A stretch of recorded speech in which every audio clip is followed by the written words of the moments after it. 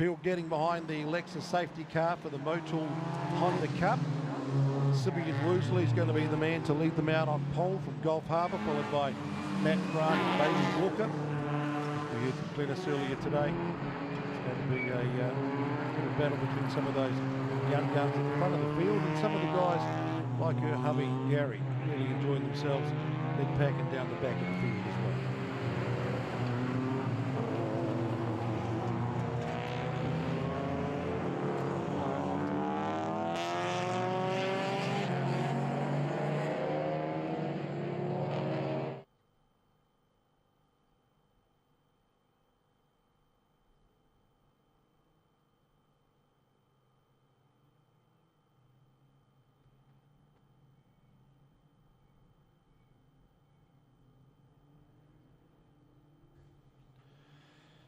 And Mark Mallard from the famous Mallard Motor Racing family's been doing a few checks on the outright fastest laps here at Puke. The outright records are 52.972 in a Formula Holden, held by Simon Wills. The tin top records are 54.562, held by Kane Scott in a Viper Trans Am. So the big question is later on this afternoon, can Glenn Smith, Crawford Daytona Porsche, beat 52.9 in the race, beat 54.5 to become the fastest tin top, sort of. Because it's not really a top. It's sort of like a space age rocket ship.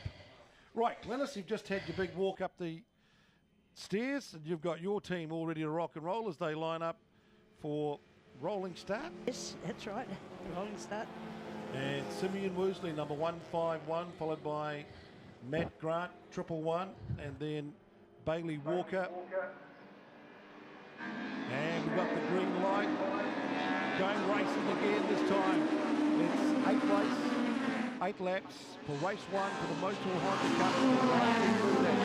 Green corner. Simeon Woosley comes through first.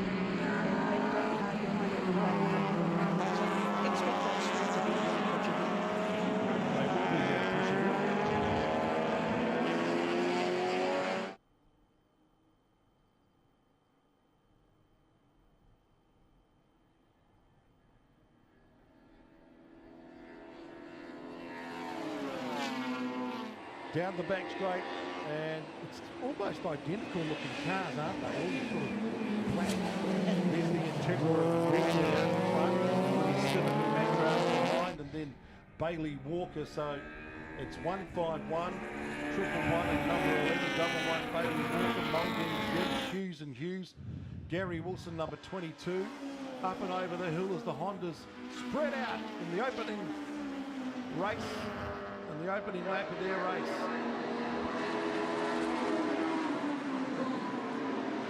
So any dramas, any developments since qualifying? Time for the green light.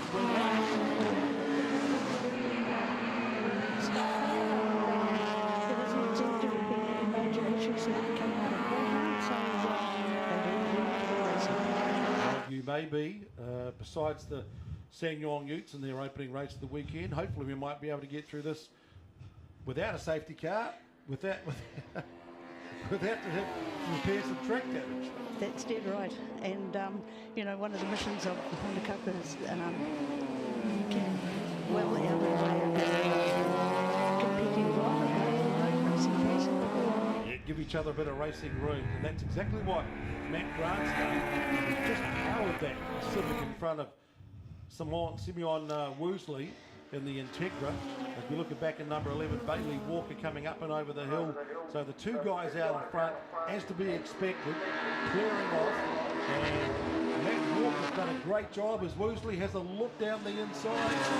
Keeps it nice and tight. So Grant's grabbed the lead. Then a 104.1, Woosley at 104.6, and Bailey at 104.8. And there's a nice big gap to the rest of the field who can do their own little private battle, including little Huntley. Yep. 22 years. Just changed the compounds. White one? No, black. Another black car. Black 22. Yep. Yeah, that's him. So they're coming down towards that back straight. You don't get nervous when you're watching No. Gary race, do you? No, not at all. 40 years of Gary, about 10 years of Motul Hondacup. Back on top of the field, coming up to the top of the hill, 2x2, side by side. We saw that at the Supercars round. Oh, Twitchy and Brave Moon Woosley just powers his way up and over the hill back into the lead. Great driving, plenty of racing room. And look at Bailey Walker having a look down the inside. He's caught Matt Grant. Grant got involved in that little scrap, and now he's fought back to hold on to second. But top three certainly putting on some twice exciting fast furious racing out in front of this Debbie and a Honda. And those three are all ex-karters, so they are used to rubbing wheels and running very hard, and they also don't miss an opportunity to pass. Yeah, it was just interesting talking to some of the other drivers about what you learn when you go from karting and that spatial awareness and being able to race alongside and then getting into like a tin top and suddenly the condition changes. So obviously they've got that racecraft, which is what they've learnt. And Woosley, he's got a great one. He's an incredibly clever racer. He gets really good full speed.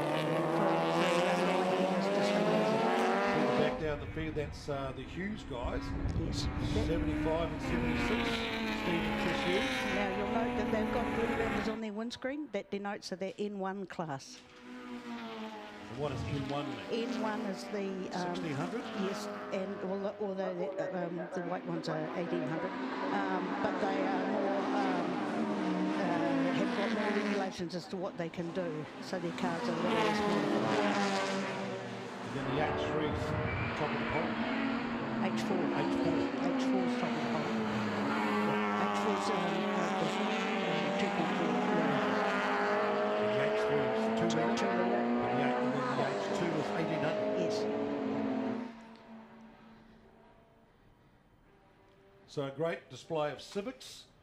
Integras seems to be the car of choice here at the moment. Oh, the Integra sits really nicely on the track too. It's a very, very good car to compete to a race car. It's got that low down sort of sleek sort of design. Yes, yeah. Still looking on the Civics that are out there with the Ks and the EGs. They're all still pretty competitive. So 5 laps out of 8 gone. And they're all doing a good job here. You might be a class that gets the race organisers back out onto the time sheet because no incidents. Good racing though. Simeon Woosley under a fire straight away. Matt Grant made his chance, but since then Bailey Walker had a look at him and they've sort of just buttoned off 13. Yeah, consistent. Very consistent. He's another really good racer. He's used to tough competition, so he's converted quite easily into the car racing as well. And the P&B group, hot shot signs. What is it? Black and orange from Hamilton in H3 class. Yes. And right behind him, So that's a 2 litre car, you see. Jason Gibbs, Yep. number 16. Yep. He's out of Hamilton as well. So, but a lot of people Jason, this is his first time back on the track for 18 months, so he's doing very, very well. just getting back in a bit of a rhythm. Yes. See how they handle coming up over the apex, top of the hill here. 6 laps gone, so a couple to go. This is the battle pack for 4th and 5th in the top 5. The top 3 have cleared out. Gary's going well. 7-year-old in 6th. Yeah, that's about his position on the field. Yep. And he's headed. Who's he? Jason Gibbs is just ahead of him. Is he targeting Jason? Yes, yes, he will. Jason's getting involved in the bottom. So that's going I don't think there's any relation. This certainly doesn't appear to be. No, it would be the older audience that would understand what I'm talking exactly, about. Exactly. Because the young guys say, what? Who's What? he? But Jason, yeah, okay. So I was just thinking they might get held up into a little battle that could give Gary a chance to... Those two cars have got this probably slightly more power. Yeah, although Jason's only an 1800 like Gary, he's got just a little bit of top end speed that Gary hasn't got. And 7 laps gone, so the two Hughes boys are doing incredibly well. Simeon Woosley. Last lap board is out, so they'll get the last lap signed. Woosley at 104.2. Matt Grant's actually done the quickest at 104.1, but Woosley's got a nice little cushion now of about 2.5 seconds. We'll go back to another 2.9. Then we'll get back to Bailey Walker. So consider those times to some of the other prizes that are in the racing today. And the Hondas are not that far behind the big bangers. very handy. Great corner speed, good handling. And the field done a good job as they come up and over the top of the hill. And Simeon Woosley, number 151, gets caught up at the back traffic. But he'll get the job done, take the checkered flag. Matt Grant comes home in second, and it's going to be Bailey Walker who's going to come home in third place to wrap up the Motul Hondacup. As the rest of the field continue their little wee battle. Paul Muldoon coming in and Jason Gibbs hard behind him. So they had a great scrap, and Jason was almost making the old move to pass him, but couldn't quite do it. Yes, and this is where within the Honda racing class there's always somebody that you're almost parallel with that you can have a really good race with. And you can judge your race speed and your race laps and your race times on them and have your own race within a race. Yes, that's right. And then have your little wee chat before and afterwards. Yes.